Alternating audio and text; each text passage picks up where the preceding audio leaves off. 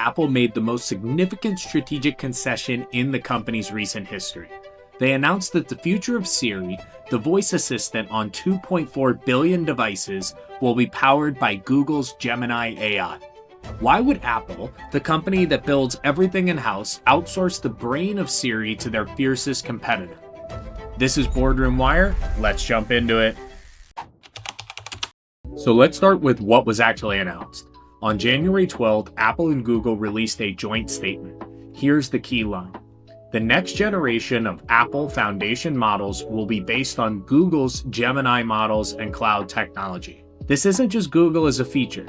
This is Google as the foundation, as the core of what's powering Siri, Apple Intelligence, all of it. The numbers tell the story.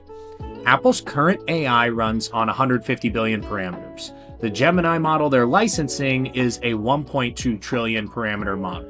That's an 8x upgrade, and Apple could not build it themselves. Apple first promised a smarter Siri at WWDC in June 2024. 19 months later, none of it had shipped. Delay after delay, and now we know why. They needed outside help. But here's where it gets interesting. Apple didn't just call Google, they ran a head-to-head evaluation, a bake-off, testing Google, OpenAI, and Anthropic.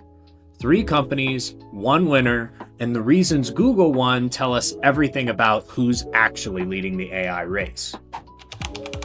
So picture Apple's position last year. Siri is falling behind, the internal AI effort is stalling, and they need a partner, fast. So they decide to run a bake-off with 3 contenders: Google's Gemini, OpenAI's ChatGPT, and Anthropic's Claude. Each company pitching for the right to power 2.4 billion devices. And here's how it played out.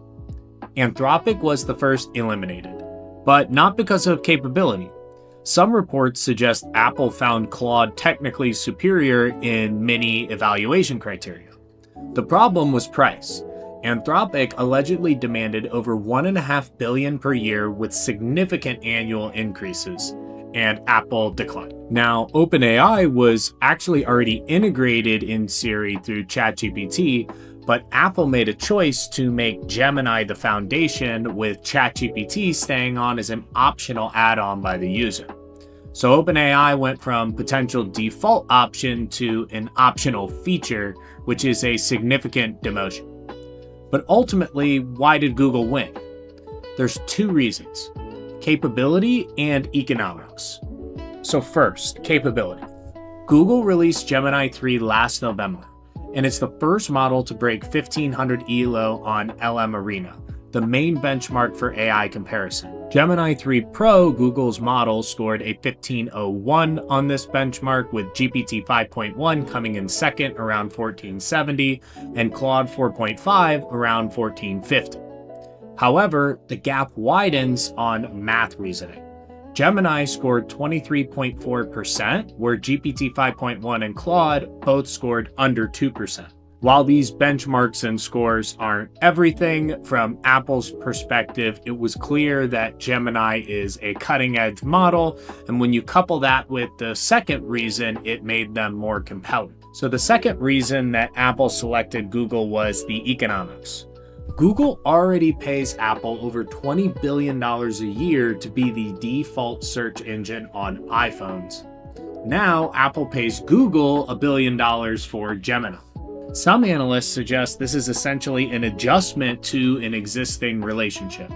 Google reduces its search payment by $1 billion and provides Gemini access instead.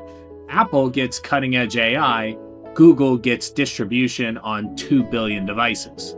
The net economics barely change. Essentially, it's financially elegant for both parties. Now, while this deal is mutually beneficial for both parties, let's also be clear about what this represents for Apple. This deal is Apple basically admitting that their internal AI efforts weren't good enough and they aren't good at AI. Some senior internal team members have even been quoted saying that they were in a crisis for the last 2 years and their AI efforts had been a sinking ship for a very long time. The leadership fallout from this has been significant. John Giannandrea, who has led Apple's AI efforts since 2018 after coming over from Google, announced he's leaving in spring 2026. His replacement? Amar Subramanya, who previously worked on Gemini at Google and Copilot at Microsoft. Think about that irony. Apple hired Google's AI chief in 2018 to build competitive AI. 8 years later, they're licensing Google's AI and hiring another Google engineer to figure out what went wrong. Tim Cook addressed employees directly last August and said, "Apple must do this, Apple will do this, this is sort of ours to grab," in reference to AI. He compared the situation to Apple's history. PCs existed before the Mac. Smartphones existed before the iPhone. Apple doesn't always pioneer, sometimes they perfect. And Apple has done this before. They used Google Maps from 2007 to 2012 while building Apple Maps. They used Intel chips from 2005 to 2020 while developing Apple Silicon. The difference? Those transitions took years of quiet preparation. This one feels reactive and forced. So let's talk about what this deal means for the competitive landscape. Who wins, who loses?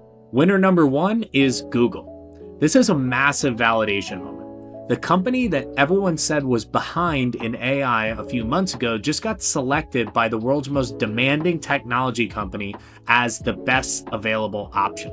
The selection even pushed Alphabet stock up above $4 trillion in market cap for the first time ever. Strategically, Google is in a power position.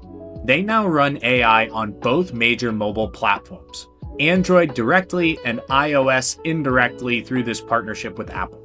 That's over 3 billion devices running on Google AI infrastructure. Now, the first loser of this deal is OpenAI. They had an existing partnership with Apple already. ChatGPT was already integrated with Siri, and they got demoted to secondary status. For the company that has gone all in on the consumer, it would have been a huge win for them to be the primary AI on the biggest consumer device of all time in the iPhone and Siri, but they lost. Now, the second loser of this deal is Anthropic. They priced themselves out of the most important platform deal in AI history. Their premium strategy cost them the distribution to 2 billion devices they would have loved to have, especially in competing with OpenAI on the consumer front and not just on the enterprise side. And then there's Microsoft. They've invested $13 billion in OpenAI. Their AI strategy is built around that partnership. And now their partner just lost significant ground to Google, while Microsoft has no meaningful mobile AI presence on either iOS or Android. All in all, it's a huge feather in Google's cap and another meaningful win for them in the AI race. So in closing, Apple just paid $1 billion and admitted they aren't good at AI. Google got the ultimate validation for Gemini, and OpenAI just got knocked down another peg again for like the 5th time this year. So what happens next? The new Gemini-powered Siri is expected to launch with iOS 26.4 in March or April 2026. That's going to be the moment of truth. Will Apple finally deliver the AI capabilities they promised 2 years ago, or will it be another flop? This is Boardroom Wire. See you on the next one.